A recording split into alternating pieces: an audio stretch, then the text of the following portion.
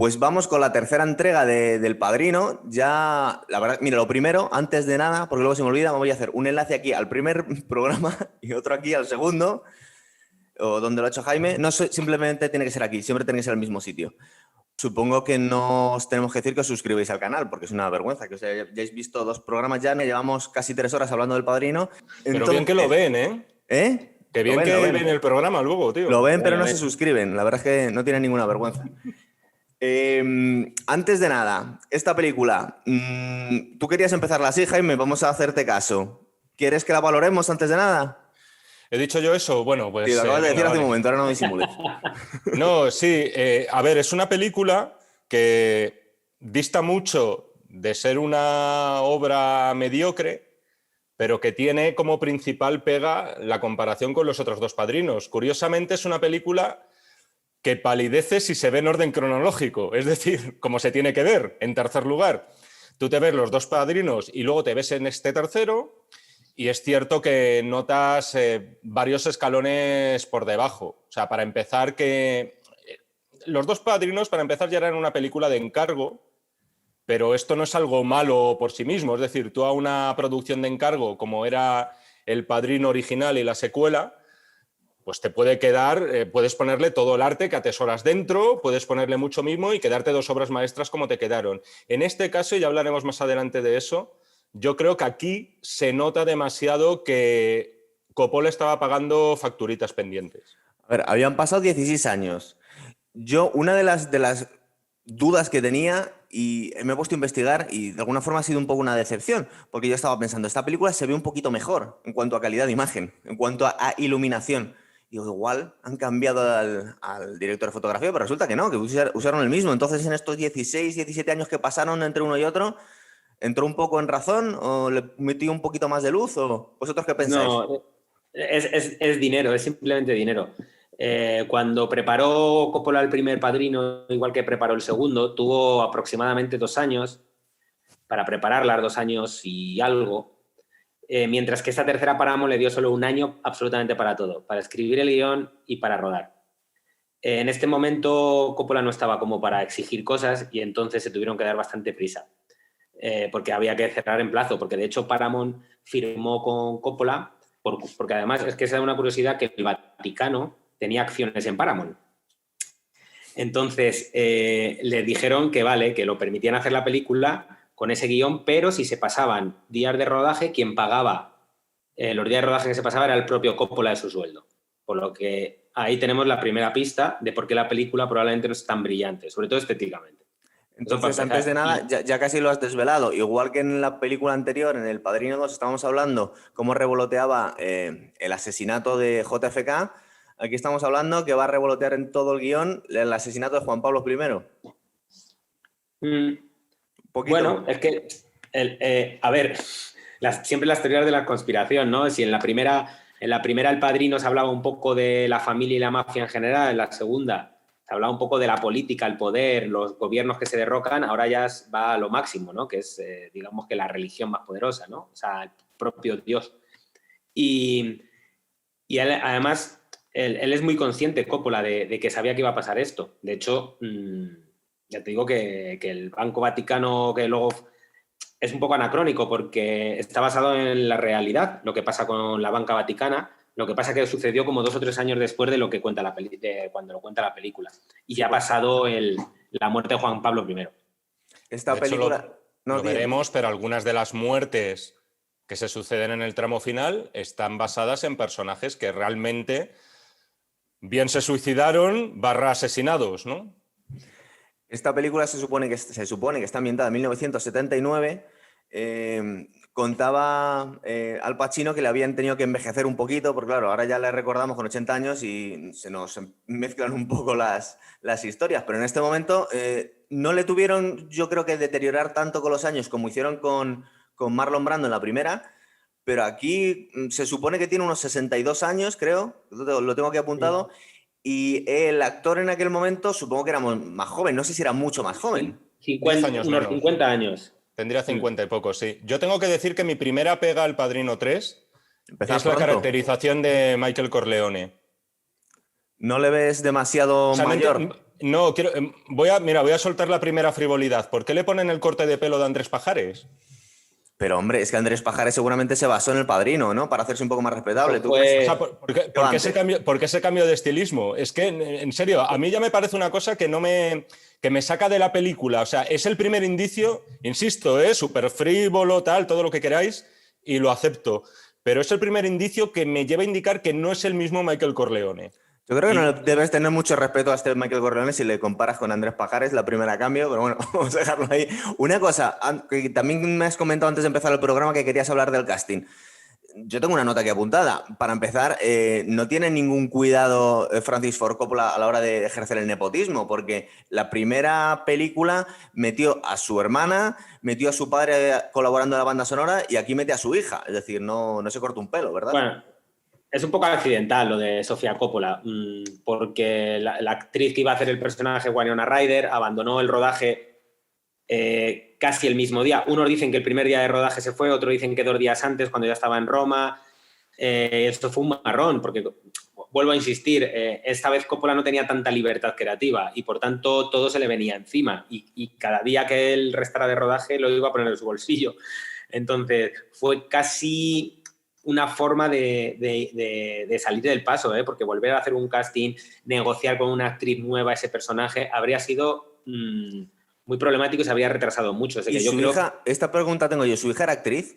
¿O la metió un poco de...? No. creo que el único crédito que tenía era en uno de los fragmentos de Historias de Nueva York. Es una película colectiva que hizo de 3 episodios con Martin Scorsese y Woody Allen. Por cierto, el de Coppola, el más flojo con diferencia. Sí. Y creo que tuvo un papelito ahí Sofía Coppola. Y efectivamente, Winona Ryder le puso los cuernos a Coppola con Tim Burton, o por lo menos eso cuentan, porque se fue a rodar junto a su novio Eduardo Manos Tijeras. Y se quedó compuesta y sin casi una actriz principal. Y si queréis, entramos a saco con el tema de Sofía Coppola, porque al final, por desgracia, esta película, yo creo que de forma bastante maliciosa también y un poco, en fin, exagerada, ha pasado a la historia como un caso de miscasting brutal, es decir, de uno de los mayores errores que se han podido cometer. Yo no creo que... Es verdad que Sofía Coppola no está brillante, no está bien en la película, transmite poco. Para empezar, ya canta que estamos ante un anacronismo. Es una chica demasiado joven para interpretar a la hija del padrino. Me da la sensación, ¿eh? O sea, Sí, porque su hermano es mucho más mayor que él, ¿verdad? es que ella debería tener como 26, 27 años. Son unos pequeños bailes, pero bueno, esto no pasa nada, no arruina la película y tal. De todas maneras, Winona Ryder tenía 19 años, ¿eh? O sea, que tampoco Es es verdad, que es iba verdad, a ser... Eso lo iba a cambiar mucho. Bueno, vamos a ir sacando los nombres de los actores mientras vamos comentando el argumento, si quieres. ¿O quieres comentar algo antes de empezar? Sí, lo de Winona Ryder, que Sí, es venga, una curiosidad. Winona Ryder no acabó muy mal. Bueno, debió arrepentirse tanto de lo mal que acabó con Coppola que ella fue la que consiguió que Coppola dirigiera Drácula, que es la siguiente película de Coppola. Winona Ryder en aquel momento era la mega estrella. Entonces, ella tenía muchos guiones sobre la mesa y en su momento y eligió Drácula. Pero ella impuso tanto a Coppola como a Keanu Reeves como a Gary Oldman. Y fue ella la que le devolvió un poco a Coppola esa putada que le hizo, porque Se sentía Coppola en culpable, aquella vamos. época necesitaba trabajo y ahí lo tenía. Aquí empieza la película, nos enseñan la mansión deteriorada porque está abandonada del lago Tahoe, donde habíamos pasado la segunda película. Nos da la sensación, bueno, pues eso, pues que está abandonada, nos está mezclando con algunos recuerdos sobre todo del asesinato de Fredo. ¿Nos dais cuenta al principio que aún teniendo el mismo, creo que es el director de fotografía, ¿no? Este tal Gordon Willis, que es el señor de las tinieblas, aún así canta? Es decir, por eso igual yo estaba tan confundido, digo, igual cambiaron al director, porque cuando vemos las imágenes de la segunda película, antes de empezar ya la tercera, la vemos mucho más oscura, ¿verdad? La película, es decir, hay un cambio bastante importante. Sí, sí, ¿No parece? totalmente. Es lo que decía Jaime, que esto va añadido a todo lo demás. Es decir, el cambio de look de Michael Corleone, y ahora hablaremos de la temática de la película también y del guión, el cambio de look, todo va porque en esta ocasión, al no tener un control completo sobre ello, las productoras o los grandes mayors van siempre sobre seguro. Entonces, prefieren que la película se vea, que sea más clarita. Claro. Prefieren que los personajes vayan con un look que vaya a la moda de la época. Claro, se debió grabar a finales de los 80. Igual el pelo pincho este que llevaba este hombre, pues igual Ya, en el pero- 89 se llevaba. No. Pero eso, no, pero claro, es que en los finales de los 80, principios de los 90, eso llevar el pelo un poco para arriba era un poco moda. Y Claro, entonces, recuerda, por ejemplo, mira, es exactamente el mismo, para que no sea tan despectivo lo que ha hecho Jaime, es el mismo peinado que lleva Arnold Schwarzenegger en Danco Calor Rojo. por Igual le ejemplo, quería parecido. imitar a Schwarzenegger, no a Y Andrés Pajares en Jaime. Ay Carmela también llevaba el mismo. Qué cabrón. En fin, Entonces, bueno, yo creo que dale, influye dale. en todo eso, tanto la luz como tal, influye mucho en que Coppola no tenía las manos bastante más atadas y no tenía tanta libertad, igual que el director de foto, que probablemente recibiría las instrucciones de esto hay que se vea más que las otras dos. Que por cierto seguía, quiero decir, el proyecto estaba con Mario Puzo también detrás, lo cual era la pieza indispensable. O sea que en principio las esencias originales tenían que permanecer también en esta tercera parte. Y no fue un fracaso porque son 54 millones invertidos, 136 ganados, no está mal. Bueno, arranco, ¿no? Lo que estábamos contando, estamos viendo las imágenes del lago Tahoe, de la mansión abandonada, esa mansión que le daba tanta envidia a AJ Serrano cuando estaba... Soprano, perdón, ¿ves? Me está mezclando y estoy hablando de los Serrano en vez de los Soprano. De esa gran serie de mafiosos Los Serrano, ¿no? Me puede subconsciente. Cuando se quejaba el hijo de Tony Soprano diciendo yo quería una casa como los Corleone, que pasa con la mafia. Y automáticamente pasamos a la estructura que nos comentaba Pablo Iván en en las otras dos películas. Empezamos con una celebración, ¿verdad? Ahora le están imponiendo una medalla, la iglesia, a Michael Corleone por la donación a la iglesia. Se supone que, entre comillas, es para las buenas obras en Sicilia de 100 millones de dólares. Ahí queda la cosa. Y bueno, y nos empiezan a presentar a todos los personajes nuevos que hay aquí, ¿verdad? Y echamos muchísimo de menos a Tom Hagen, que ha sido sustituido en esta ocasión Por por... su hijo. No. A su hijo, ¿no? El cura que mandan a... Sí, no, No, pero te digo que el papel, o sea, el papel de abogado, el papel de bueno, sí, mano por derecha otro, de sí. Corleone, está interpretado por George Hamilton, que al final George Hamilton es un playboy de Hollywood. Salió en alguna película importante, salió por ejemplo en Con él llegó el escándalo, con Robert Mitchum, de una película de Minelli, un clásico, pero es verdad que ha sido más popular como playboy de Hollywood por salir con actrices famosas que por sus papeles. Y en este caso, pues de rebote, como Robert Duvall no aceptó las condiciones salariales que le ofrecían, en bastante desventaja, hay que decir, con respecto a las de Al Pacino, pues acabó tomando un papel que no estaba escrito, porque evidentemente Coppola y Puzo lo que querían era retomar a Tom Hagen y además como una pieza importante de la trama. Nos presentan a Andy García, que es el hijo bastardo de Sonny Corleone, que es Vincenzo, creo que le ponen Mancini, bueno, en realidad todos sabemos que es Corleone. Nos presentan a la hija de Michael Corleone, que es Sofía Coppola. Nos presentan a el hijo de Michael Corleone, que como actor es un poco planito, ¿no? No tiene mucha importancia en la historia. Y por Bueno, último, canta. y ya digo a todos los actores que nos presentan, porque ya habéis dicho unos pocos vosotros, a Tuco del bueno, el feo y el malo, a Eli Wallach, ¿verdad? Donald Eli Tobelo. Wallach, efectivamente, sí.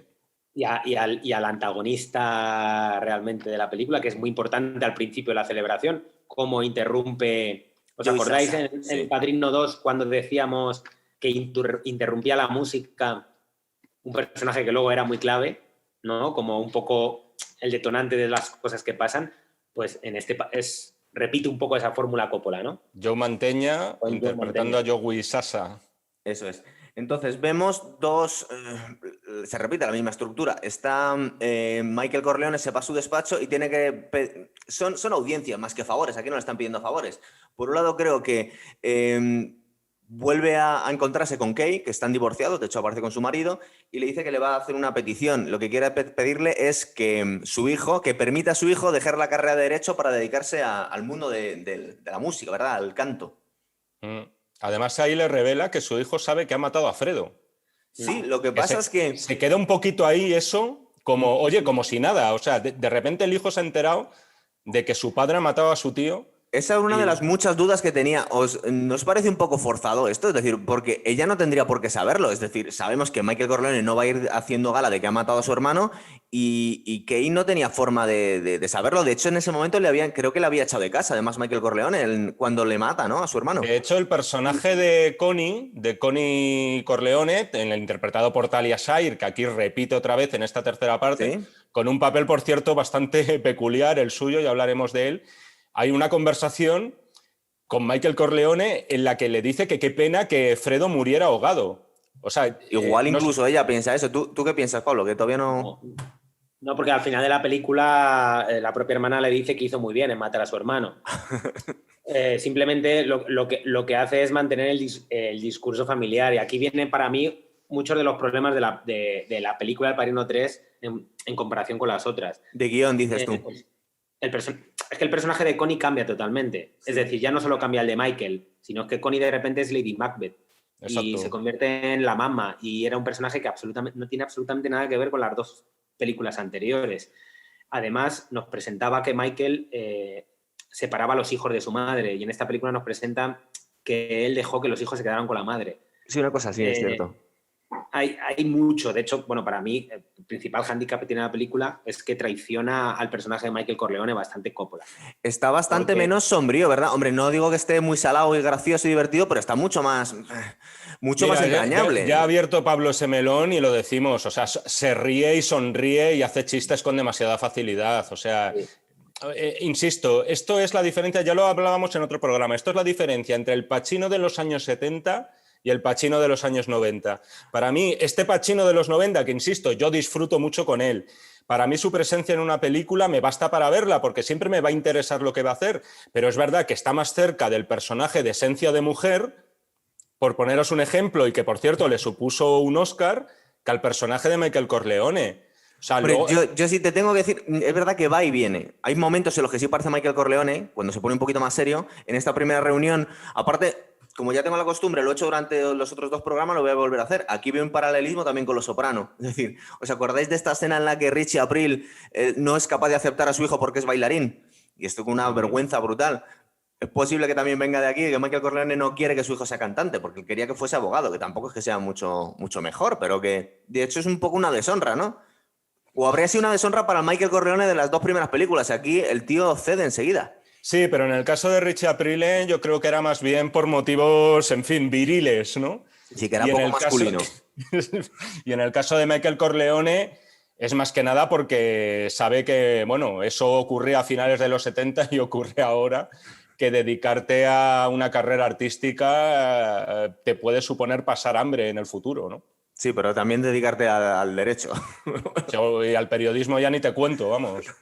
Pero, sí, además es que la película comience con esa carta que escribe él, un poco como intentando pedir, suplicar que su mujer venga, es hacer un giro radical a Michael Corleone. De hecho, todo lo que presentan en las dos películas anteriores, sobre todo en El Padrino 2, que ahonda un poco más en la soledad de un personaje que es capaz de sacrificar a toda su familia por mantener el apellido, ¿no? De repente ha cambiado totalmente. Y eso ya de por sí, como espectador, te cuesta, ¿no? Porque además, la primera vez que la ves, yo creo que siempre tiendes a pensar lo contrario que pensabas de las dos primeras. Bueno, se volverá bueno. Y aquí estás diciendo, ¿dónde está el lado oscuro de Michael? Que al final, todo seguro que tiene tiene un plan, que todo esto tiene que ver con algo, y luego al final no. Y es un poco como, yo creo... es lo que digo, para mí traiciona al personaje, porque no fue lo valiente que fue las dos primeras. Bueno, tiene muchísimas menos aristas, y al hilo de lo que decía Pablo, yo no sé si al final esto, como haciendo de abogado del diablo, puede deberse a que Coppola y Puzo lo que pretendían era redimir a Michael Corleone, es decir, que esta tercera parte fuera como su redención, que se materializa luego en una escena muy concreta, que no voy a adelantar ahora. No, por favor. Directamente, que además para mí es una de las escenas que más me molan de la película, pero es eso, que a lo mejor todo este cambio de carácter, esa afabilidad que muestra, esa comprensión, o sea, en circunstancias normales, con el hijo le habría pegado un puñetazo o algo Michael Corleone, ¿sabes? Simplificándolo mucho y llevándolo al terreno de lo temperamental. No, pero aquí le deja retirarse, cierra la puerta y el tío se queda, pues vale, pues ¿qué le vamos a hacer? Cede enseguida también con... Pero la siguiente escena Yo creo que voy a ir en contra de... No me vais a dar la razón, pero es que soy un poco extraño. A mí, la siguiente escena es una de las que más me gustan de la película. Cuando nos presentan a Andy García como hijo bastardo de Sony, le vemos que hace los mismos ademanes que James Caan en la primera película. De Sí, hecho, ¿no? Hace cosas así. tocándose, raras. bueno, de hecho a mí me recuerda un poco a la imitación, entre comillas, que hace Robert De Niro en la segunda de Marlon Brando. Aquí Andy García está un poco imitando a James Caan en la primera. Y no sé, me parece curiosa la escena, aparte del duelo que acaba como si fuese Mike Tyson arrancándole la oreja a Joey Sasa. Claro, a ver, el problema primero de Andy García, para mí como actor, es que es cubano, no es italiano. cubano. Y eso, Pero eso de por estaba sí pensando ya- yo. ¿Tú crees que es cuestión de los españoles que le vemos que no es italiano? Es No, decir, ya no solo de españoles, sino yo creo que ya del público en general. Y que además, claro, es que Andy García físicamente es una mezcla perfecta entre Vito, Sony y Michael. O sea, de presencia. Incluso de los dos Vito, de Marlon Brando y de Robert De Niro. Es decir, es verdad que el perfil lo tenía perfectamente. Pero yo creo yo creo que el guión no le ayuda porque no hay profundidad. Es decir, te tienes que creer que ese chaval sí. en 5 minutos se convierte en la sombra del padrino, del hombre Exacto. tan poderoso que es Michael Corleone, ¿no? Entonces, La progresión del personaje, en este caso, igual que la progresión de Michael Corleone la estamos viendo y se nos narra cada minuto en El primer Padrino, en este caso la progresión es un salto al vacío. Es decir, te lo tienes que creer, efectivamente, que, como dices tú, que en 5 minutos ha pasado de ser un chaval de barrio a manejar a la banda mafiosa más grave y más peligrosa de Nueva York. Bueno, no son 5 minutos, son 2 horas 50 minutos, pero bueno. No, pero al No. Él enseguida ya en la segunda, tercera reunión con Michael Corleone ya le dice sí a todo. Le dice sí, lidero la banda, sí, dejo a tu hija, sí a todo y sí mataré a quien todo al que me digas. A mí no se me hace creíble. De todas formas, hay que decir que García ya había hecho de italiano en Los Intocables de Liotnés y daba el pego muy bien. No, sí, Sí, yo creo que el sí, es pego verdad. como italiano lo da, ¿eh? Nos presentan también a Eli Wallace, a Don Altobello. Pues fijaros, a mí casi me gusta más el personaje aunque como comentáis, es verdad que el guión no es tan bueno, de hecho es bastante peor que las otras dos películas, pero a mí el personaje de Vincent Mancini me gusta porque digamos que las dos escenas, entre comillas, preferidas mías casi son igual de que aparte de la última. Están interpretadas por él. Luego Eli Wallace, que es Don Altobello, que se supone que es el gran villano de la película.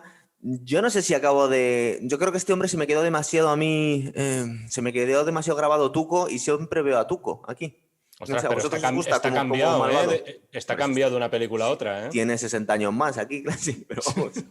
No tantos, ¿eh? Ya era mayorcito cuando hizo El bueno, el feo y el malo. Sí, debe tener ya 40 Que ahí. por cierto es muy curioso porque al parecer Frank Sinatra estuvo haciendo presión para interpretar el papel de Don Altobello. O sea, al final Sinatra se moría de ganas de aparecer en una película del Padrino, pese a haber sido, bueno, parodiado Claro. con el personaje de Johnny Fontaine, que por cierto sale al principio de la película. Sí, que Y te da diría que es da un casi poco de los que pena, menos ¿verdad? cambia. Porque le vemos cantando y no le hace caso a nadie. Están todos como mirándole con lástima, como es una vieja gloria. Pues que sepas que Eli Wallach era el actor que iba a interpretar el personaje que acabó haciéndose Frank Sinatra en De aquí a la eternidad.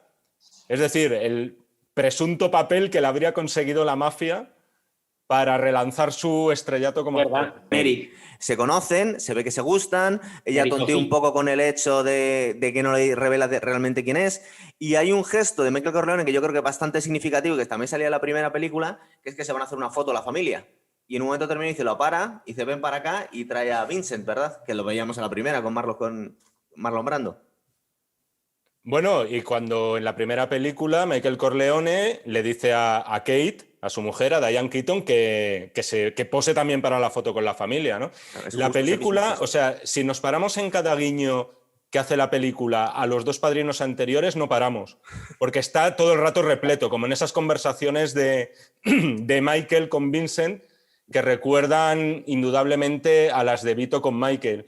Lo que pasa es que es verdad, y un poco, en fin, no quiero hacer sangre con esto porque ya lo hemos dicho, yo lo noto siempre todo metido un poquito con calzador. Es decir, aquí vamos a meter este guiñito. Vamos a la foto. recordar aquí al Padrino 1. vamos a recordar aquí El Padrino 2. O sea, lo veo constantemente en la película.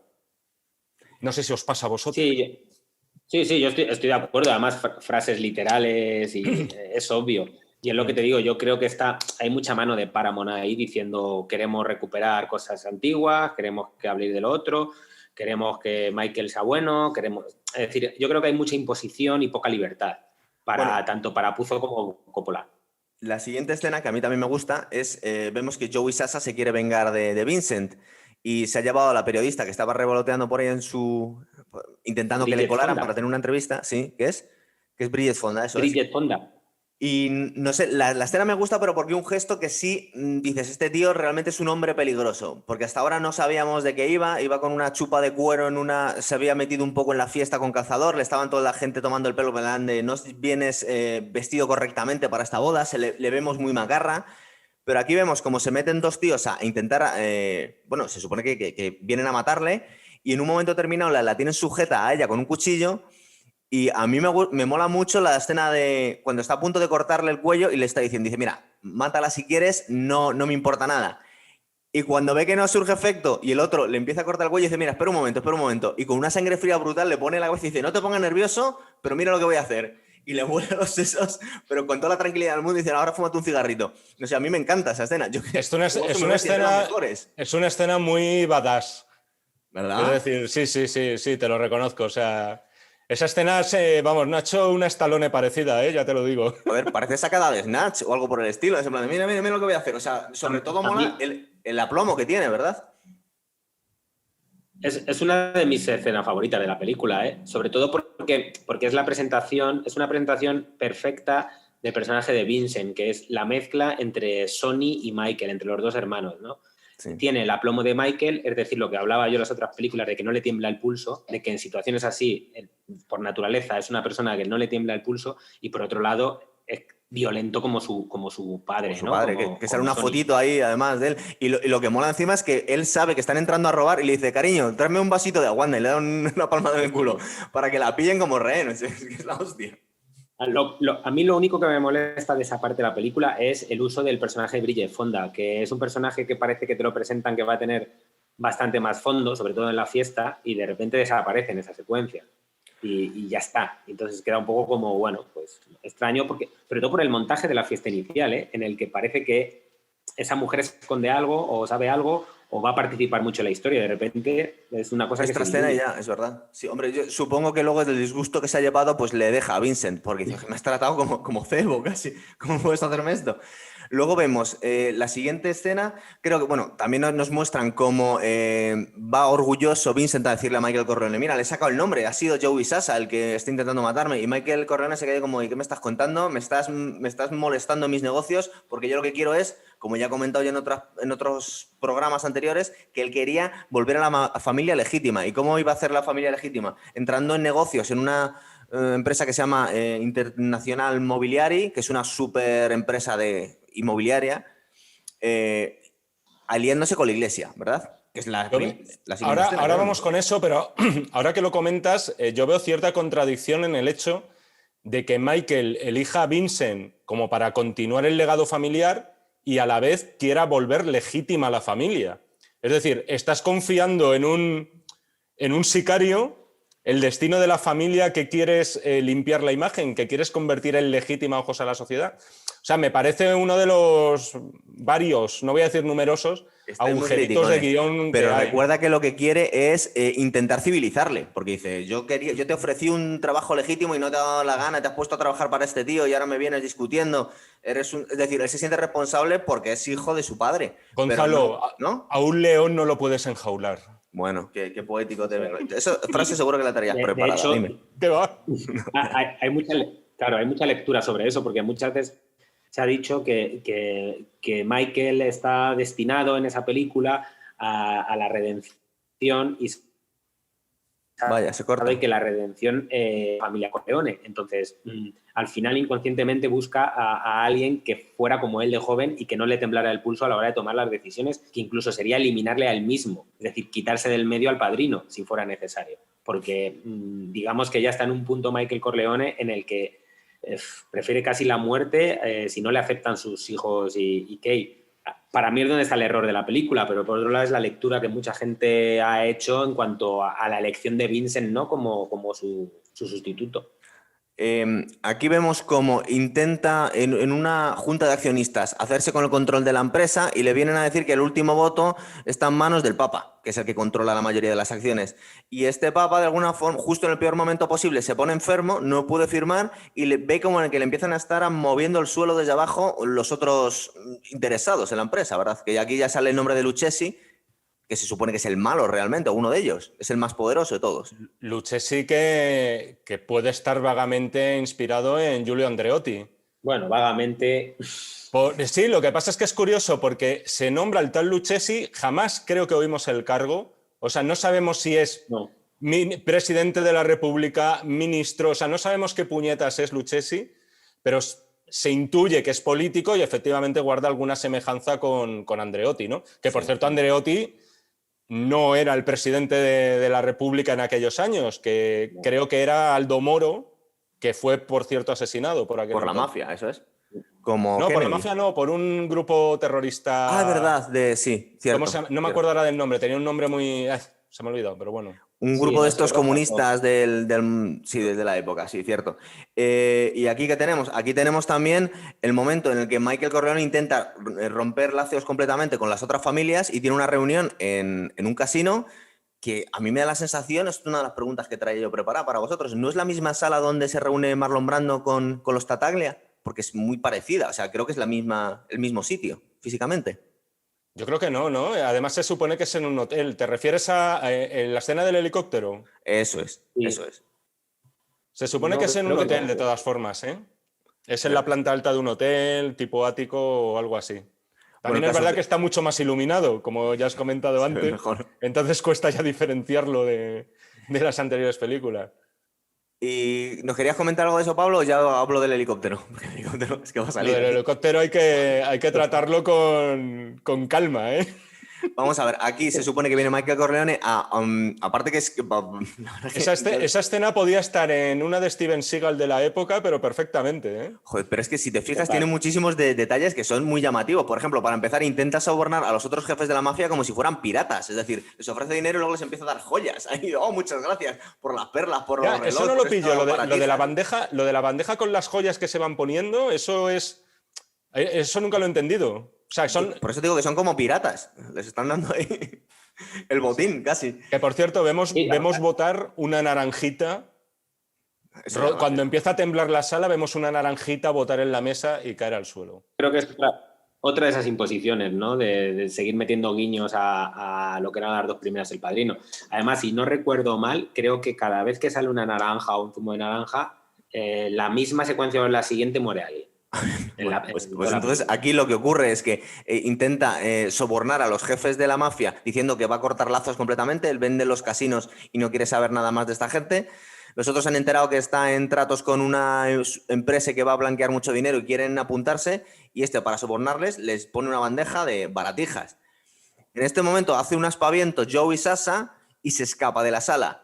Y justo misteriosamente, para intentar poner paz, dice Don Alto Velos, me voy detrás de él para intentarle hacer entrar en razón. Y bueno, cuando sale, cierran la puerta desde fuera y bueno, pues aparece, bueno, si quieres contarlo tú, lo del helicóptero. ¿Quién quiere contar lo del helicóptero? Que te veáis, es que lo está deseando, Jaime, cuéntalo, anda. No, a ver, no sé qué decirte. Es una secuencia criticadísima de esta película. Es decir, a los fans del Padrino les da vergüenza ajena el tema del helicóptero. Yo sinceramente me he acabado acostumbrando. Lo que pasa es que es verdad que parece fuera, es decir, no me saca un poco del espíritu del Padrino. No sé, no te imaginas una escena así.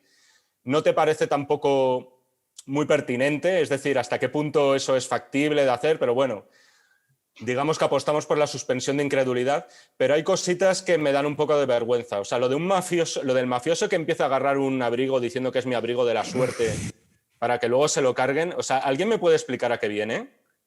O sea, eso parece de los Simpson o algo así, no sé. O sea, me parece una cosa extrañísima. Sí, Pablo. Yo sigo pensando lo mismo. Creo que había mucha mano ahí metida en cuanto a productores opinando y productores pidiendo cosas y esa secuencia está muy aislada dentro del montaje y da da la sensación de que es una cosa añadida. De que hecho, no es Pablo, una cosa...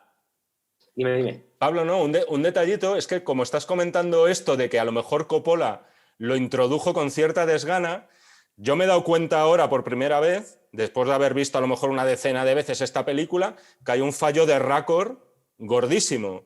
Si os fijáis, es en un momento en el que Vincent está protegiendo a Michael, creo que hay como un piano detrás, vemos que tirotean a un tío, muere, a uno que tienen al fondo, cambia de plano, vuelve al mismo plano y el supuesto muerto ya no está. O sea, en fin, fallos de récord. Sí. Pero que dices, hostia, lo mismo es que dijo, mira, me la pela, que no me voy a comer mucho la cabeza en el montaje con esto. Piensa que a finales de los 80, principios de los 90, el cine de acción es un poco lo que estaba, bueno, y en el fondo lo seguimos viendo ahora. Sí, eso te iba a decir yo, que parece sacado de la jungla de cristal. Le han dicho, pon algo ochentero aquí. De hecho, lo seguimos viendo hoy en día, ¿eh? En tanto en los trailers como en tal, hay que meter una escena de acción. Una, para vender, para que parezca que vas a ver algo de mucha acción. Y en este caso era la escena de... Esa película tenía que tener una escena de acción, de violencia. Y bueno, pues lo hicieron a lo grande. Y como bien dices tú, pues eso, que te recuerda a película de Schwarzenegger, que te recuerda a la jungla de cristal. Claro, y que hubiera un chiste en las muertes y quitarle dramatismo a tanta violencia, metiendo cosas que al espectador incluso les hiciera gracia, es decir, romantizar la acción y la violencia, que es lo que hizo mucho el cine americano en los 80 y los 90. Por eso digo que creo que hay poca libertad en Coppola y mucha interferencia de productores en la peli, y esa secuencia es un clarísimo ejemplo de eso. Aquí vemos cómo consigue escapar Michael Corleone con la ayuda de Vincent, y cuando ya se ha sentado la cosa, están en su casa, tienen la escena esta que contaba que siempre decían lo de los... La de Silvio Dante, ¿no? Dante, sí, hazla, venga, dale. Joder. ¿En inglés o en español, no? En inglés, venga. Once I thought I was out, they pulled me back in. Es curioso porque...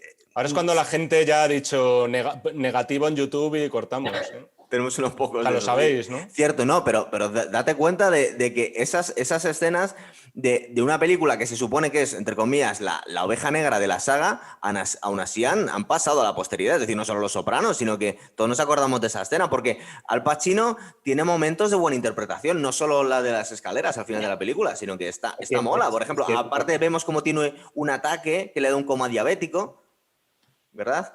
Sí, a ver, es que a lo mejor lo dices no está porque tan mal la película. Estamos siendo muy severos a lo mejor con El Padrino 3, ¿no? Estamos siendo muy cabrones. ¿Tenemos que cortarnos un poco? Claro, no, esto es la actitud. Claro. Dale caña. Lo que hace Pacino es muy bueno y es excelente, sobre todo lo que hace Pacino a nivel físico. Además, se preparó también el coma diabético, esto es un spoiler, cuando hablemos del final de la película.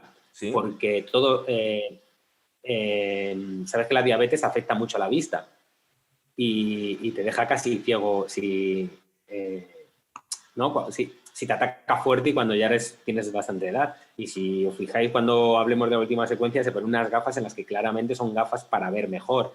Este tipo de detalles son unas cosas que seguro son de Pacino, no de Coppola.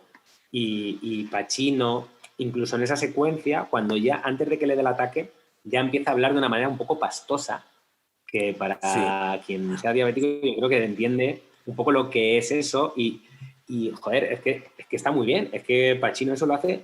La caída que tiene, o sea, cómo se va cayendo poco a poco, o sea, se cae como un auténtico guiñapo, o sea, como se cae un hombre ya de más de mediana edad y que sufre un golpe que es irreversible. O sea, es muy realista ese ataque que sufre Pacino. Y el telele le ha dado, porque no lo hemos contado, porque si no nos saltamos el argumento, es porque le están diciendo todos, creo que es Vincent y su hermana Connie, están diciendo que ha sido Joey Sassal que ha montado ese atentado y le está diciendo que no es posible, que no es posible, que no es posible. Y en un momento determinado él cae en que ha sido Altobello, ¿verdad? Y es cuando le da el jamacuco, vamos. Bueno, y que empieza además a recordar a Fredo, ¿no? Y tal, sí. Y tiene como ya al final... Tiene delirios ya, ¿no?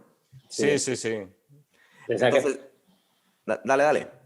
No, que todo eso viene un poco... Pensar que Pacino venía de 3 años de no hacer casi cine, porque estuvo, en rehabilitación para dejar las drogas. y a su regreso creo que las 3 películas que hizo fue esta película Melodía de seducción. Sí, y luego ¿no? hizo la de Frankie John con Michelle Pfeiffer. Creo que la primera peli que hizo tras ese retiro por desintoxicación fue Melodía de seducción, y Frankie Johnny yo creo que es del mismo año, ¿no? Me parece. Por la de ahí, los es que cocineros. creo Sí, que son sí. las 3 películas, ¿no? que hace al regresar y luego Sí. hace Esencia de Mujer. Y tiene mucho, se le ve mucho a un Pacino que pasó de hacer Scarface, ¿no? Con todo lo que implicaba, Sí, muy histriónico, ¿no? Físicamente, a hacer este Michael Corleone tan débil, ¿no? sí. Y yo creo que esa ida de olla, esa enfermedad, todo eso tiene mucho que ver con su periodo anterior de desintoxicación y se nota bastante en la película, de hecho. Bueno, hablando de guiños a la segunda película, ahora vemos cómo cuando Michael está convaleciente, está en coma, deciden Vincent y Connie, y su guardaespaldas da como un poco el visto bueno de acabar con Joey Sasa. Dice, ¿cómo vamos a acabar con Joey Sasa? Dice, pues vamos a... Le faltó decir, como hablé yo en su momento de Pablo Escobar que quería hacer la escena del Padrino 1, aquí básicamente han dicho, vamos a hacer la escena del Padrino 2, es decir, que matan a Joey Sasa en una procesión como si fuera Don Fanucci, ¿verdad? Lo que pasa es que disfrazado de policía, Andy Por cierto, García. no hemos mencionado que al Neri, que ahora mismo no recuerdo el nombre del actor, pero repite papel. Sí, eso es. Eso es, sí, sí, sí. Bueno, entonces está la escena de la procesión y el asesinato, que la verdad es que está bastante bien hecha. O sea, si lo pensáis, mola, la escena mola. Cuando sale la persecución, cuando le dispara, todo eso es una escena muy bien hecha. Lo que pasa es que igual ya le hemos cogido un poco manía. Es una escena muy bien hecha y que Coppola se fijó mucho en Los Intocables para hacer ese planito de Andy García apuntando, que es una de las cosas que mejor se le debe dar a Andy García a la cámara. Apuntar con un revólver a cámara. La escena de las escaleras, ¿verdad? Es cierto, Eso ¿eh? es. Ahí hecho mano de Brian De Palma. Muy parecida. Bueno, aquí vemos cómo despierta Michael Corleone y le cuentan que han matado a Joey Sasa y se enfada muchísimo, pero yo creo que se enfada muchísimo porque no le han hecho ni puto caso, no porque realmente le joda que han matado a este hombre, es decir, porque luego, ahora ya voy un poco como las preguntas que vengo yo de guión, es decir, ¿por qué es tan importante que hayan matado a Joey Sasa? Es decir, ¿por qué es un drama? Porque Michael Corleone realmente se enfada, yo creo que es porque se siente desautorizado, no porque hayan matado a un tío que iba a matar él de todas formas, ¿no? No, y porque yo creo que no piensan fríamente. Yo creo que a Michael lo que le fastidia es que sabe que Joe Sasa no es el problema. Joe Sasa es un don nadie, como él dice durante toda la película, y trata de hacerles entender que Joe Sasa no es el problema, que no hay que ir a por él, porque ir a por él significa que no te estás enterando de nada y que te siguen engañando y que no es el problema, ¿no? Y yo creo que va un poco por ahí. Y luego también lo que dices tú, claro, la desautorización. Y aquí vuelve a aparecer el personaje de Connie, que es que, vamos, parece que es absolutamente otra persona totalmente distinta. Sí, de hecho hay una escena al principio de la película que se me había olvidado en la que le dice Connie a Michael, dice, ahora te van a temer. Y se da la vuelta y dice, no, si en realidad te tienen que temer a ti. Si yo no quería matar a esta Connie, gente. cuando comentaba Pablo lo de Lady Macbeth, casi parece más una de las brujas de Macbeth, ¿no? O sea, yo también pensé en lo de Lady Macbeth, pero es que por cómo maquina y cómo también pues, ejerce cierta ascendente sobre Michael y tal, pero casi tiene un aspecto de bruja. Yo, por justificarlo un poco, entiendo que ya en la segunda parte, donde no tenía tanto papel... Sí, es verdad. La ya segunda estaba, ya iba volviéndose un poco así. ya estaba bastante tocada del ala, traumatizada por el asesinato de su marido, nuestro querido Gianni Russo, a pesar de que era un maltratador, y que al final haya desvariado pues, en esta suerte de personaje de opereta un poco, ¿no? Que Piensa también una cosa, el gran público la conoce por el otro gran papel que es por la mujer de Rocky. Entonces ver a la mujer de Rocky mandando así a la gente, cuando Adrian era alguien entrañable, pues no deja de llamar la atención, claro. Era Adrian, ¿no? Claro, pero Adrian le estaba diciendo básicamente que no creía en la violencia, Rocky, no te pegues más. Y claro, ahora vemos cómo manda a asesinar sin ningún complejo. Luego también vemos cuando se ha levantado aquí... No, dinos, Pablo. Aquí se echa mucho en falta, y aquí es donde empieza la película también a cojear, el personaje Tom Hagen. Que no esté Robert Duvall, porque Hamilton es que es casi un secundario casi extra, ¿no? Que dice, a lo mejor en toda la película, que dice 5 o 6 frases. No tiene ningún es un peso. poco desagradable el personaje.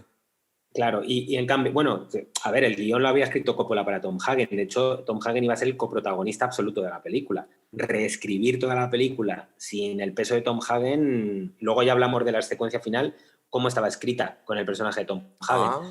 Qué guay. No tiene nada que ver con lo que pasa y era otra movida. Tengo curiosidad. Aquí, Bueno, sí, dinos. yo digo que precisamente en eso Coppola acierta, luego lo hablamos. Pero Vale. que aquí era muy importante porque Tom Hagen probablemente fuera un contrapeso muy importante en ese equilibrio, porque al final parece ser que en el guión original era el único que apoyaba a Michael.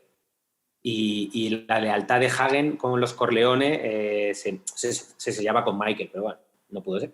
Bueno, entonces, ahora también vemos cómo vuelve Kay y dice, nunca te he visto tan indefenso, Michael, pero bueno, te vengo a contar que tu hijo va a estrenar una ópera en Sicilia. Y se le iluminan los ojos y dice, qué bien Sicilia. Entonces ya nos llevamos la película a Sicilia, como en la primera, en realidad ha salido en todas las películas. En la primera un poquito, en la segunda un montón. Y aquí nos vuelven a llevar a Sicilia, nos enseñan la casa de Don Tomasino, creo que es en la casa de Don Tomasino, donde están acogidos, ¿verdad? Y vemos como ya los enredos que nos lo habíamos saltado, lo habíamos obviado entre Vincent y Mary, entre la hija de Michael, pues digamos que empiezan a ella a tomar forma. Hay dos cuestiones importantes. Una, el paseo turístico que le hace Michael Corleone a Kay para explicarle un poco de dónde viene la familia y lo que había por ahí, que no, por la cara que me está poniendo Pablo no le gustó mucho. Y a luego... mí lo que me... Otra de las cositas que me da vergüenza ajena es ese momento en plan comedia romántica de los 90, cuando Kate se sube al coche y de repente se quita la gorra el otro. O sea, de verdad, ese es Michael Corleone. Insisto, con esto parece que es que estamos diciendo que la película es una mierda y tal, pero de alguna forma te sientes traicionado cuando ves eso. O sea, eso te lo podrías... Creo que Pablo está de acuerdo conmigo. Claro, es una de las cosas que tú lo ves en la película y dices, ¿cómo? Es decir, yo puedo entender que Michael tenga ese gesto, ¿no? Pero no esa actitud, porque nunca se la hemos visto. Le ves demasiado jovial, le ves un No, viejito y agradable. demasiado, como digo, película romántica, ¿no? Ese tipo de decisiones de, ay, señorina, ¿dónde tal? ¿Sabes? Como, pero esto parece un anuncio de pasta Buitoni, ¿sabes? No. Y además que es muy bonita todo el paseo por ahí, cómo le enseña todo, con mucha luz y las costumbres. Es un guía turístico, en realidad. Sí, pero eso no lo veo mal. Cuando van por el pueblo le enseña la puerta muy bien, pero es como la actitud de él, ¿no? De hecho, en el guión como decía, con Tom Hagen, Michael consigue reconciliarse con Kate y ella acaba volviendo con él justo antes de la ópera. Bueno, aquí más o menos no sabemos, porque del marido de ella ya había vuelto a casar, no volvemos a saber nada. Dice que no puede ir y nos desentendemos de la película, pero luego aquí... Pablo decía en las anteriores entregas, y es verdad que como que el personaje de Kate podía estorbarle a Coppola, ¿no? Y aquí, pues, casi te diría que es la película en la que tiene más peso, ¿no? Al final, es donde... Es el mayor lucimiento que ha tenido en la trilogía del Padrino Diane Keaton, ¿no? Es lo que, fíjate, es exactamente el Padrino 3 es lo contrario a lo que yo decía del Padrino 2 en cuanto a el personaje de Michael y el personaje de Kate. Mientras que Coppola en las dos primeras parece que se quiere quitar ese personaje de encima, aquí le intenta dar muchísima más importancia de la que tiene en la trama. Porque realmente no nos importa tanto que Kay quiera volver con Michael en el fondo de la película. Es que no nos interesa. ¿Sabes? La redención de Michael va por otro lado, no va porque se vuelva a enamorar Kay de él. En cambio, le da como demasiada importancia a esa historia de amor. Y bueno, es como si se le hubieran aparecido como el señor Scrooge y los tres espíritus de la Navidad, y de repente quiere ser bueno, paz y amor con todo el mundo. Yo creo que me gusta más que a vosotros dos la película, pero ahora vengo yo con la gran duda que tengo aquí. Dentro de la relación o no relación entre Vincent y Mary, ahora de alguna forma queda descubierto y se ponen muy pesados toda la familia diciendo que lo tienen que dejar porque es muy peligroso, muy peligroso, muy peligroso. Vamos a ver, entonces os iba a preguntar yo, ¿es muy peligroso porque los niños pueden salir con defectos congénitos? Es decir, les está hablando como si fuera una casa real, porque yo no entiendo por qué es tan peligroso que esos dos estén liados. Es decir, es que hacen tanta incidencia en la película. No, pues yo lo entendí, es verdad, pienso lo mismo que tú, pero viéndolo otra vez te das cuenta de que es porque si inician una relación romántica, amorosa y va cogiendo firmeza con el paso del tiempo, el personaje de Mary va a acabar siendo objetivo de los mismos sicarios que van a querer cargarse a Vincenzo, ¿no? Yo creo que van por ahí los tiros. Pero a Kate también se la podían querer cargar por ser la mujer de Michael, ¿no? Sí. No, sí. Por eso. Sí, pero vamos, que yo creo que van por ahí los tiros, ¿no? A ver, Pablo, dinos tu opinión. ¿Por dónde van los tiros? No, a ver, yo lo he entendido como lo típico de la familia de intentar proteger el personaje de la hija de Michael, ¿no? Porque además desde el principio es su niña mimada, es como la mimada de la familia, la tienen un poco como la gran esperanza de la familia, pero no manejando la familia de la mafia, sino con otras muchas cosas. Entonces saben que si se mete en ese lío, si se mete con Vincent, ella va a ser partícipe de lo que ella no quiere saber, porque ella pregunta varias veces, pero ¿tú crees que mi padre mató a su hermano? Y todo el mundo, no, y ella se lo quiere creer. Lo que no quieren es que ella entre en esa dinámica, no quieren, porque si ella acaba con Vincent, ella va a conocer toda la verdad sobre su padre y sobre su familia. Entonces no es porque sean primos. No es porque sean primos. Yo creo que no. Eso Es un poco lo que te dejan caer, entonces. lo que ha dicho Pablo, pero también eso. También que son primos y que pueden salir un poco regular los niños. Bien. Luego también vemos como tiene una visita con Don Tomasino y le cuenta a Michael Corleone, me están haciendo estas putadas en el Banco del Vaticano. ¿Con quién hablo? Y dice, quién es el que mueve los hilos aquí? Y dice lo de Don Lucchesi, ¿verdad? Y dice, ¿y con quién puedo hablar? Porque ahora que tenemos este drama, dice, bueno, pues te vas a ir a ver con un cardenal que es buena gente, es la única buena persona que queda en todo el Vaticano. Y vemos que tiene esa escena con este actor que se supone que encarna, entre comillas, a Juan Pablo I, al futuro Juan Pablo I. Y a mí aquí sí que fijaros, yo estoy más positivo que vosotros, pero aquí me encanta mucho esa escena, cuando se pone a confesarse, y en plan, ¿pero por qué te pones a confesarte, Michael Corleone? Pero sí, o sea, de repente te pones aquí a llorar delante de un desconocido porque te da mucha penita que te mataste a tu hermano ahora. Es decir, ¿qué os parece esa escena, con el cardenal? A mí me La gusta. confesión. ¿Te gusta a ti? Sí. Por llevarme la contraria, O sea, es de las que, no sé, o sea, te quiero decir... ¿Pero por qué se pone a llorar? Es de las que me dice algo, al fin y al cabo, o por lo menos me invitan a saber qué es lo que se le pasa por la mente y por el corazón a Michael Corleone. O sea, es uno de los momentos que por lo menos me saca de ese estado jovial en el que parece sumido Michael Corleone en la película y ves que verdaderamente tiene el alma podrida, ¿no? Y es cierto que sucumbe enseguida ante los encantos de este papa, que por cierto, es verdad, como tú bien dices, que podría ser Luciani, ¿no? Juan Pablo I, que también es cierto que, tal como lo pintan ahora, era como un predecesor de Francisco, es decir, era un tío pues muy enrollado, muy aperturista con la Iglesia, muy social, muy de suprimir todos los lujos y muy de, sobre todo, levantar las alfombras y abrir las ventanas. Bueno, le cambian Luciani por Lamberto, tampoco se complica mucho. Sí, no cambia mucho. ¿A ti, Pablo, qué te parece la escena de la confesión? Que yo tengo amor y odio con esa escena. Creo que Pacino está muy bien, sobre todo en el momento en que tiene la bajada de azúcar, que rápidamente pide el zumo de naranja y se come se come unas chocolatinas de una manera muy ansiosa. Que por cierto se lo traen al segundo. Es maravilloso eso, ¿eh? Sí. Zumo de naranja y chocolate. ¡Fuas! Yo siempre lo he justificado diciendo que es una cosa que ya tienen preparada porque él lo dice. Porque antes de llegar dicen al señor Corleone tenerle preparado cosas dulces. Esto está en mi cabeza siempre. Así lo justificaría yo. El servicio del Vaticano siempre ha sido muy previsor. Pero que se oponga a llorar con una persona que acaba de conocer, eso sí, lo pero compráis. Ahí estoy. Mira cómo está construida la secuencia. La secuencia está construida en dos personas que están hablando un poco como al mismo nivel de poder.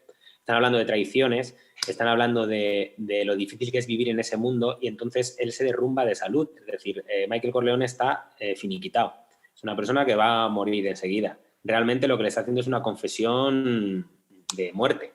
Le está diciendo... Y el futuro papa le ve a ese señor derrotado. Lo ve de sobra y se lo dice. Le dice todo lo que... Algo así como que el daño de la mente al final lo repercute en el cuerpo, ¿no? Entonces, si quieres tener un último halo de fuerza, suelta lo que tienes en la mente, ¿no? Y de ahí viene la confesión un poco. Y es la liberación de Michael para afrontar como intentar luchar por la redención, cosa que era casi imposible. ¿Y no creéis que es mala idea para Michael Corleone, que se supone que está intentando ganarse el favor de este hombre, que se supone que es buena gente, contarle que ha matado a su hermano? Hombre, pero a lo mejor precisamente, Gonzalo, confesar directamente la muerte de tu hermano sí que implica un deseo de redención. De hecho, Michael Corleone le dice algo así como: ¿de qué sirve confesarse si no me arrepiento? Sí. Le dice concretamente esa frase. Entonces ya cuando él está arrepentido, en esto podemos diferir y pensar, ¿por qué se arrepiente ahora de lo de Fred y tal? Pero él se sabe arrepentido y decide abrir su corazón a este hombre. Y él lo ve, porque al final Michael Corleone, oye, todo lo que ha hecho no es ningún secreto. Acordaos de que cuando se cierra el trato con Immobiliari, no es un señor que tenga una prensa maravillosa. O sea, los ciudadanos, la prensa, todo el mundo sabe que estamos ante un mafioso que ha mandado matar gente. O sea, Bien. posiblemente el propio Lamberto ni siquiera se sorprenda y esperara una confesión similar. Estoy viendo la chuleta y nos estamos dejando algo, no sé exactamente en qué momento va, pero le dice a Vincent, vas a decir que me vas a traicionar. Para infiltrarte un poco en los otros, vas a decir que cambias de bando de alguna forma. Igual que hacía Marlon Brando con Luca Brasi, etc. Eso te iba a decir, pero le dice, pero oféndete. Es como que han aprendido del error de Luca Brasi, ¿verdad? Dice, pero oféndete si te dicen que me vas a traicionar. Porque claro, Además, si dices que sí a todo, igual acabas nadando con los peces. ¿No? Claro, además en una de esas secuencias que hemos visto millones de veces en el cine, que a mí personalmente me encanta, que es que alguien te afeite con una cuchilla, que es la manera más clara de confiar en alguien. Es decir, le está pasando una navaja por el cuello y cuando tú dejas que alguien le pase una navaja por el cuello y diga, me vas a traicionar, me vas a hacer, es como, siempre es como el momento, a mí por lo menos como espectador me parece súper vulnerable. A mí me daría un miedo que alguien me esté con una cuchilla afilada en mi cuello. Lo metieron en una de las últimas de James Bond, ¿verdad? Me parece que Moneypenny le afeitaba y estábamos todos ahí como... En muchísimas películas. Es como, la metáfora, el ejemplo más fácil de rodar para decir, esta persona confía en la otra, o sea, no le va a hacer nunca daño, ¿no? Es un poco... ahora vemos como Don Altobello ha ido a contratar a unos sicarios infalibles de Sicilia y se cruzan con Don Tomasino y acaban de pegarle otro escopetazo, ya por fin muere, por hombre se llevó más tiros el pobre hombre, ¿verdad? ¿No os parece vuestro personaje favorito de la película? Ese asesino. El cura. El asesino, claro. Es tu personaje preferido. ¿No? Este es como de Darth Vader también. No sé, a mí es que me ha ganado con el tiro a los asaltantes en su casa Vincent Corleone, desde el principio. Es que me cae bien. No, pero a mí ese asesino que va increciendo, es decir, que tiene un hijo que imita a un burro. ¿Son dos? Ah, no, perdón. Los dos son los... Perdón, es que había unos gemelos en algún lado, son los guardaespaldas. Bueno, los gemelos guardaespaldas, que eso también hay que hablarlo. No puede ser más ochentero y noventero eso de dos gemelos cuadrados. Que eso sí que es de peli de Stallone. No, de Van Damme, que se doblaba a sí mismo porque decía que soy yo y mi doble. Esa mierda que además no viene a cuento. Se han cargado los gemelos, pero ¿sabes? Es como... Bueno, pues estamos ya ahí. Si queréis ya vamos a la ópera y nos desfasamos aquí un poquito, porque ya por fin vemos el estreno de la... ¿Cómo era? Caballería rusticana. Caballería rusticana, sí. Que, por cierto, el chaval que hace de hijo de Michael Corleone, Anthony Corleone, que coge una guitarra y canta muy bien una canción, lo hace de puta madre. No como Johnny Fontane, que me habéis contado vosotros que era cantante y no da una en las tres películas a la hora de sincronizar los labios con la canción que está sonando. Lo hace fatal en las tres películas. No cualquier canción, sino esa adaptación de la melodía, de la película. Total. Oye, cuando veis ese momento en el que interpreta la canción, joder, no os da ganas de que alguien salga diciendo, oye, tú, que esa es la canción del Padrino, cabrón.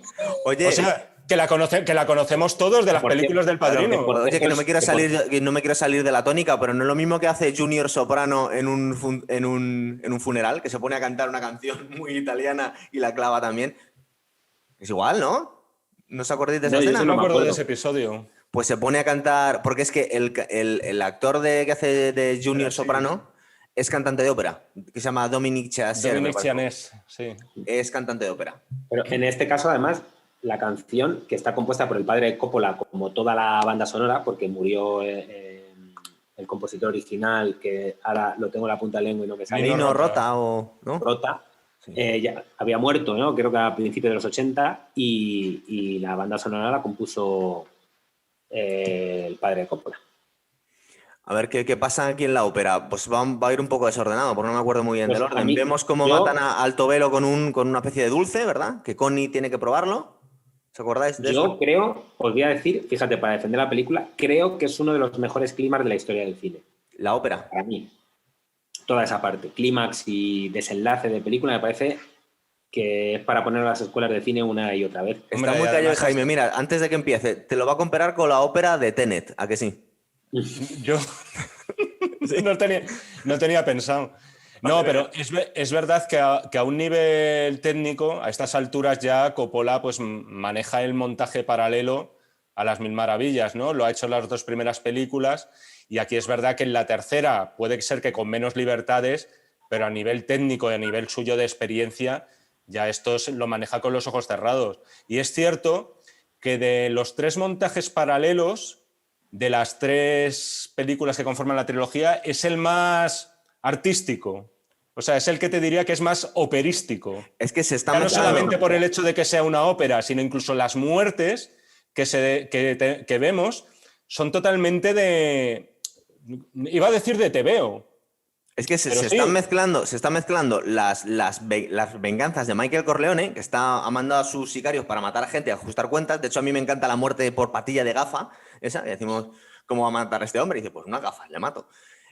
Todo el enredo que tienen y las muertes que hay en la ópera, ¿verdad? Que se van juntando. Vemos como que esta vez la venganza de los Corleone les ha salido mal, porque a la vez que ellos están matando a sus enemigos se le han infiltrado a él.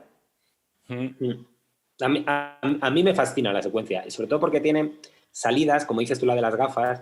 Es decir, tú estás viendo muchas cosas en las que te van sorprendiendo. A mí, lo de las gafas y ese sicario que digo yo, que para mí es uno de los personajes favoritos, porque me parece El Mosca. uno de los mejores asesinos del mundo, ¿no? Que he visto yo en el cine.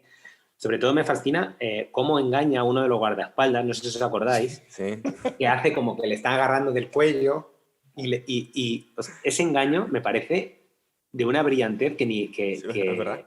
Le engaña a él y nos engaña a todos Parece que cuando se lo está estamos hablando a viendo. sí mismo, de verdad. Sí, sí, y cómo la película cómo ese final va increciendo igual que la ópera, cómo ese montar... Y además tú estás diciendo todo el rato, o sea, como espectador estás todo el rato, ¿qué tiene que pasar? Tienen que pasar cosas, le va a disparar, porque además, de alguna manera, hay una especie de que el espectador está esperando la muerte de Michael, porque se está redimiendo. Entonces, como, bueno, ahora que es feliz, entre comillas, ¿no? Sí, ahora que Seguro parecía que ha recuperado a Kay, que su hijo estaba teniendo éxito en Sicilia, Cuando que su parecía hija que le estaba quiere. fuera, pues que por cierto, Gonzalo, esto te va a encantar, pero es el rifle con el que intentan cargarse a Michael Corleone. Adivina con qué otro modelo coincide.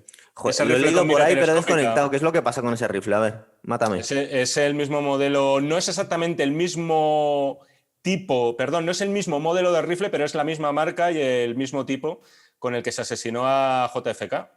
Joder.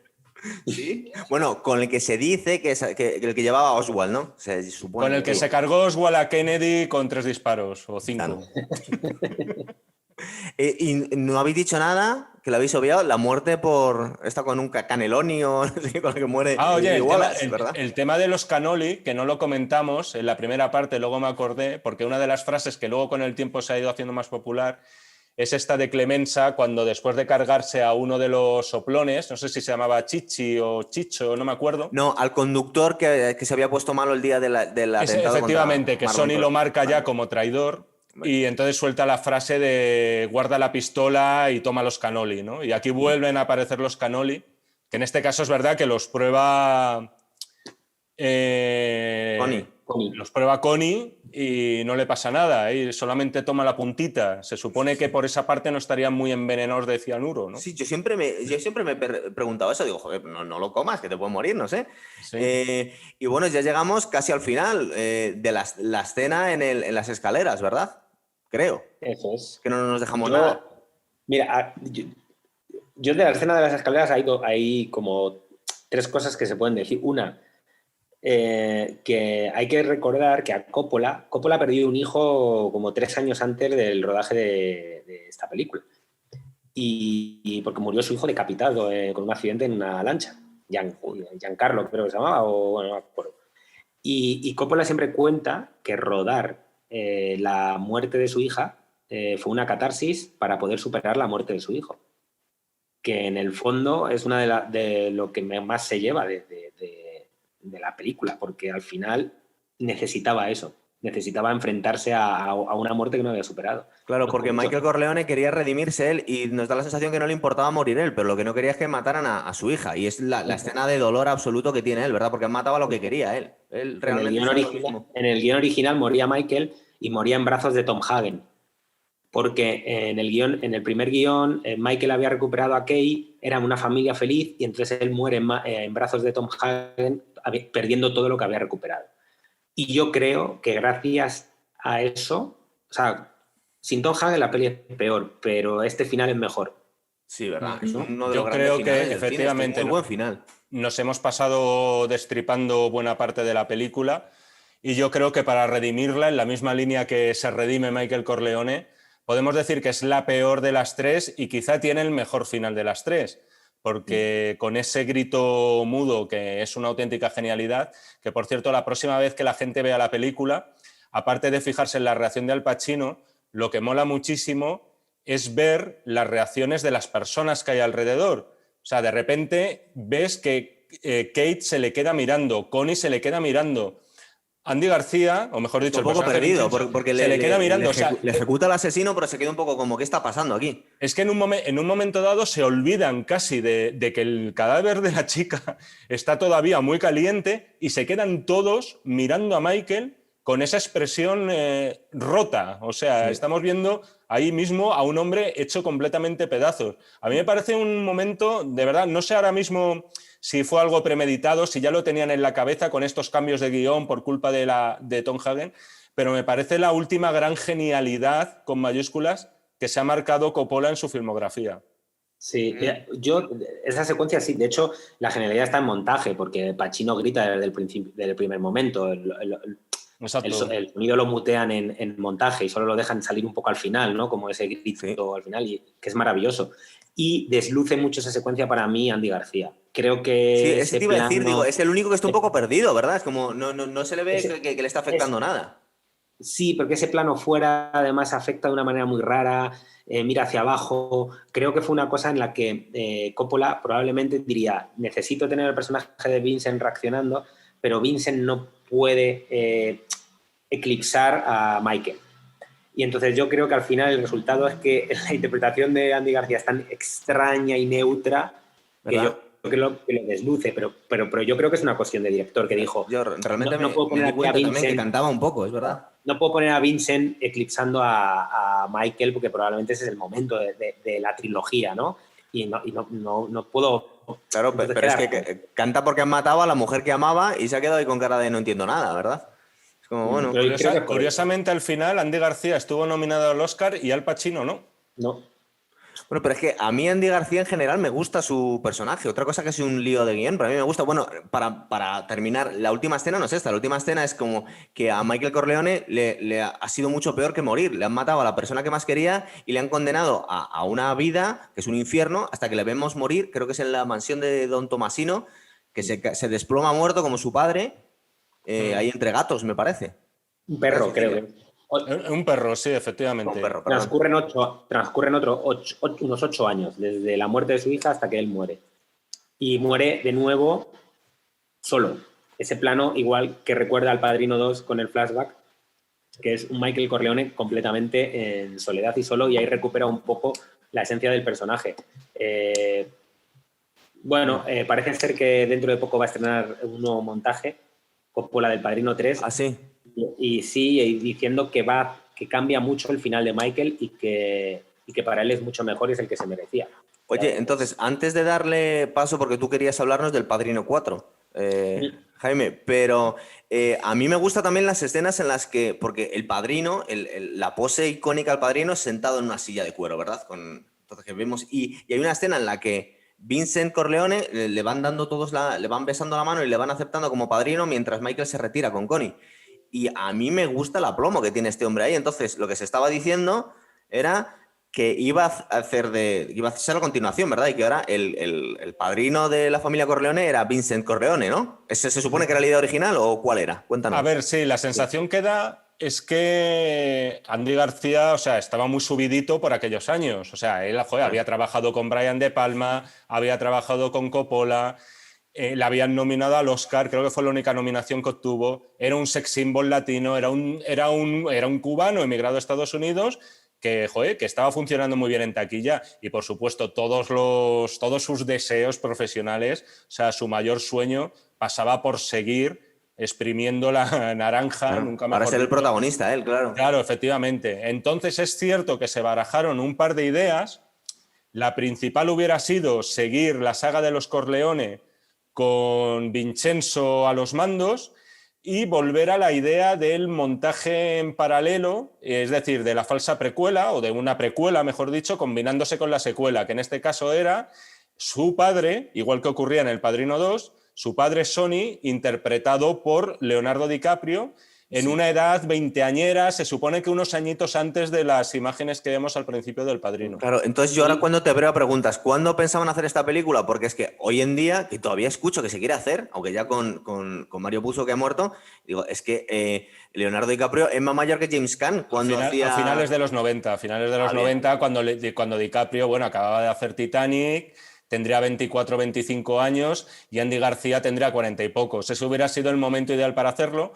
El problema está que nunca se tomó nada, que nunca se tomó demasiado en serio por parte de nadie, porque Coppola, no hay que olvidar que esta tercera parte la hizo como obligación, pagando un tributo porque le dejaron estrenar una película que, por cierto, yo recomiendo mucho de Coppola, que a mí me encanta, que es Tucker, un hombre y su sueño, una película bastante autobiográfica dentro de lo que cabe, con Jeff Bridges haciendo de un fabricante de coches que lucha contra las grandes multinacionales en los años 50. Al final es una película en la que Coppola hablaba de sí mismo, una película que fue otro fracaso comercial que no vio nadie y lo que Paramount le dijo, vale, nosotros te producimos tu peliculita de los coches, pero nos haces El Padrino 3. Esta ha sido la relación odio que ha tenido Coppola siempre con El Padrino. Entonces, su mayor aspiración no pasaba por hacer El Padrino 4, con el añadido además de que Mario Puzo acabó muriendo poquitos años después de esto. Entonces Pablo, ¿tú qué piensas de lo del Padrino 4? ¿Se hará algún día o no?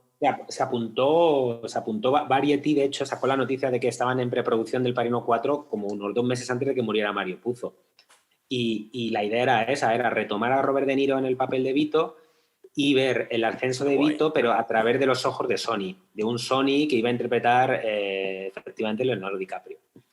Y con Andy García metiendo a la familia de nuevo en el narcotráfico y incluso teniendo un cameo de Michael Corleone antes de morir. Porque se supone que desde que Vincent es el nuevo padrino hasta que muere Michael Corleone pasan 8 años. Entonces habría habido un momento en el que tendría una secuencia de enfrentamiento. Eso decía, vamos. Joder, pero es que es ponernos los dientes largos, porque ahora ya suponemos que eso ya está descartado, ¿verdad? Ya no se hará ahora. No, pero todavía lo dice en las entrevistas a Andy García, cada vez que le preguntan dice, yo quiero hacer El Padrino. Hombre, claro, hasta que se muera, sí. Está claro que, mira, hoy en día con ejemplos como el irlandés es posible cualquier cosa. Lo que pasa es que es verdad que Paramount no hubiera esperado 16 años a hacer la tercera parte del Padrino. Ellos habrían querido hacerlo muchísimo antes.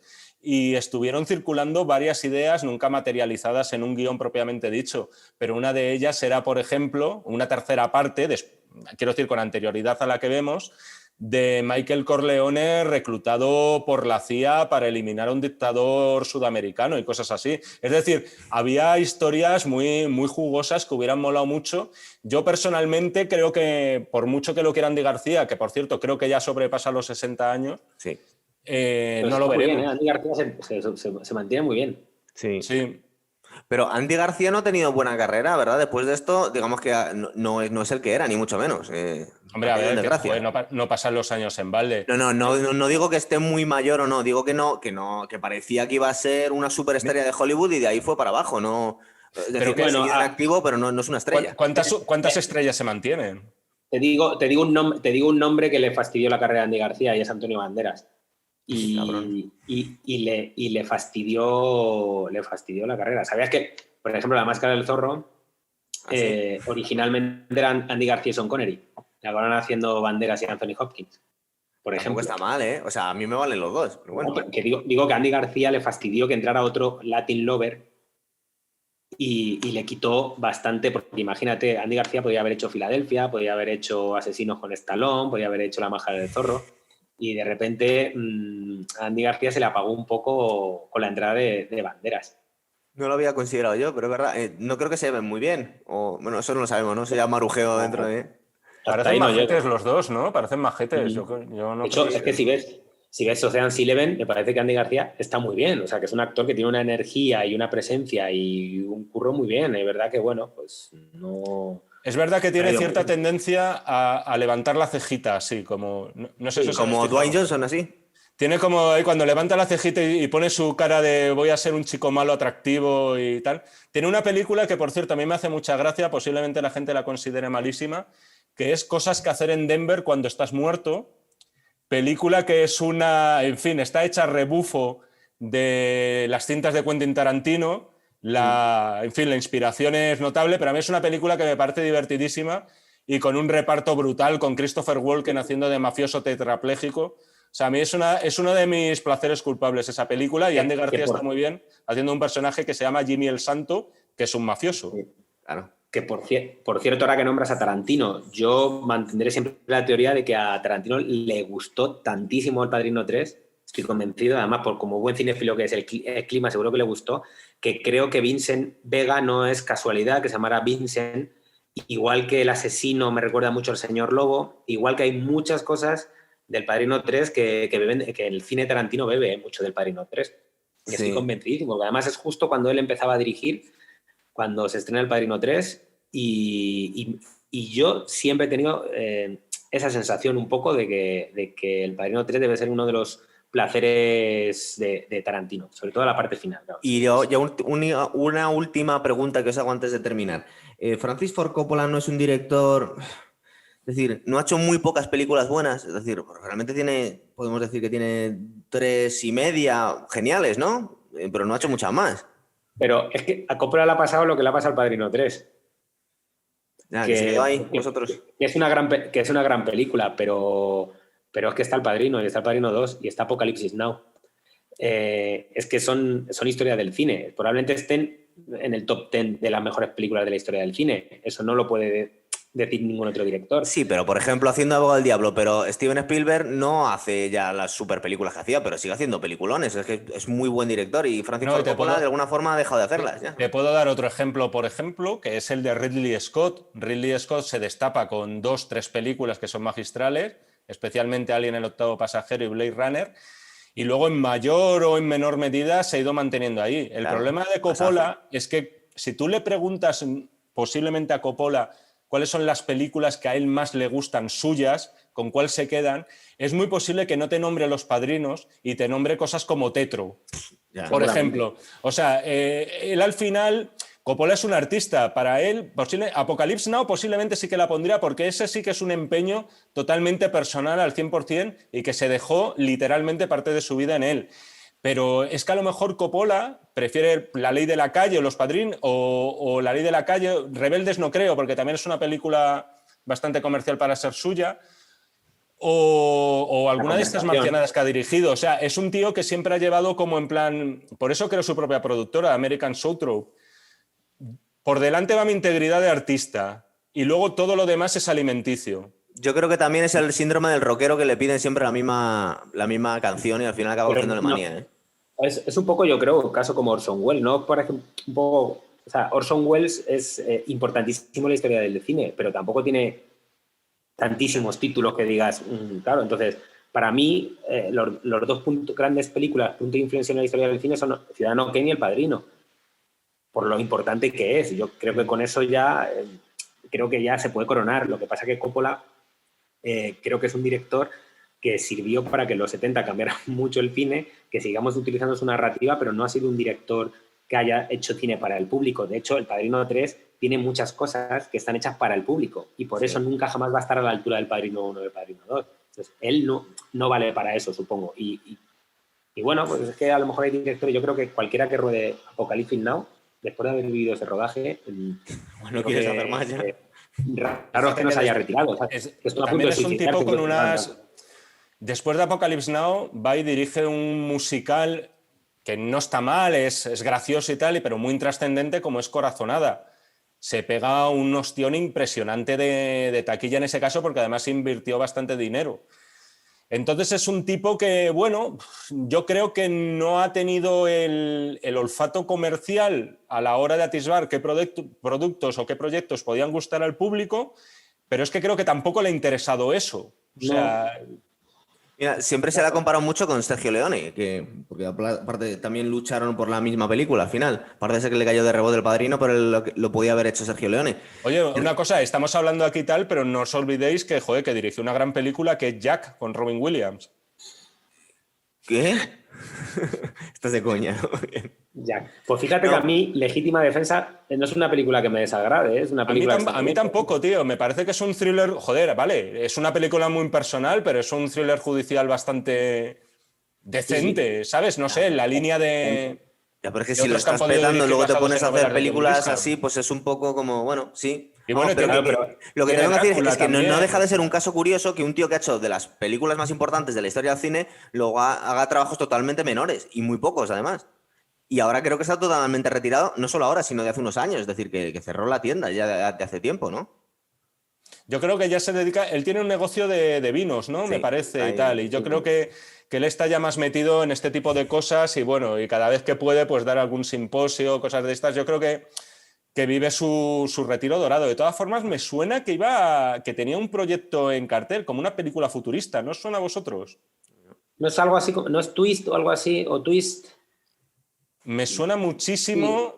Estoy por buscarlo, ¿eh? O estamos parando el programa. No, si pero hacemos ya esto. yo creo que ya, como ya lo que estamos hablando del Padrino y un poco de Coppola, yo creo que ya lo hemos cubierto. O sea que si os parece, chicos, lo dejamos aquí y Exacto, ya sí. vamos tramando para el siguiente programa.